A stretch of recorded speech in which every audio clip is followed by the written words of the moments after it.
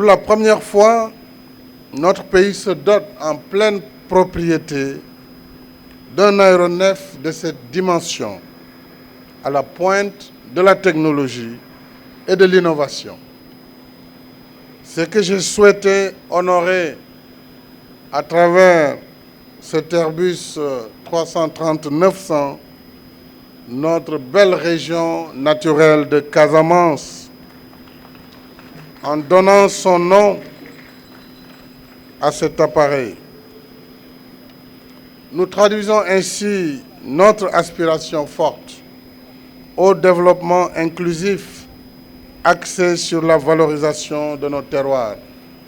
Ainsi, la belle et rayonnante Casamance nous offre son miroir reluisant pour refléter l'image de la teranga sénégalaise dans les destinations internationales d'Air Sénégal. Alors, Kasumai Casamance, Yo Casamance. Cette nouvelle acquisition vient renforcer la flotte de notre compagnie nationale, déjà composée de 2 ATR 72-600, 9, et qui comprendra à moyen terme 7 aéronefs avec la livraison, je l'ai dit, du 2e Airbus 330-900 Neo et d'un 3e Airbus 319 durant cette année.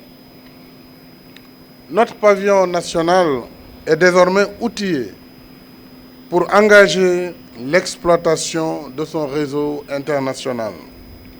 Ce faisant, nous confortons la vocation de notre pays, de par son positionnement géographique, d'être un hub aérien à la croisée des voies intercontinentales. Cette vocation, mesdames et messieurs, correspond aussi à une vision ambitieuse et rationnelle de ce que doit être le Sénégal émergent, le meilleur pour le Sénégal. Un Sénégal audacieux, un Sénégal qui progresse, un Sénégal qui travaille, avec un aéroport moderne répondant aux meilleurs standards internationaux en matière de trafic. Il est logique de travailler à positionner le Sénégal comme un hub aérien qui nous ouvre au reste du monde. Sans empressement, nous avons pris le temps de procéder aux études nécessaires en nous entourant des meilleures compétences pour tirer les leçons des échecs passés et prendre des décisions informées et éclairées. Ainsi, étape par étape, Air Sénégal SA est sorti de son nid et a déployé ses ailes de manière graduelle, prenant son envol au mois de mai 2018 avec 2 vols quotidiens sur Ziguinchor, suivis d'autres liaisons dans la sous-région.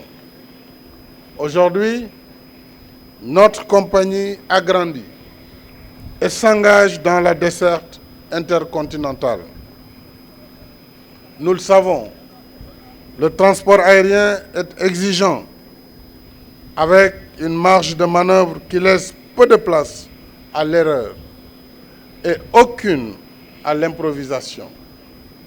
Voilà pourquoi nous avons pris notre temps et porté notre choix sur 2 aéronefs de dernière génération qui allient modernité, sécurité, efficience et confort, des paramètres essentiels pour relever le défi de la compétition en matière de trafic aérien.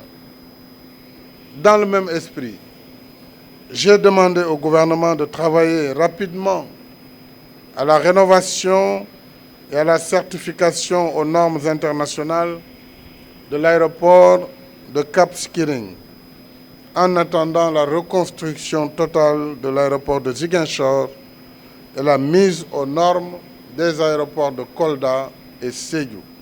J'engage fermement les services compétents de notre administration en particulier le secrétariat général du gouvernement, a veillé chaque fois que possible à faire voyager les agents de l'État par la compagnie nationale.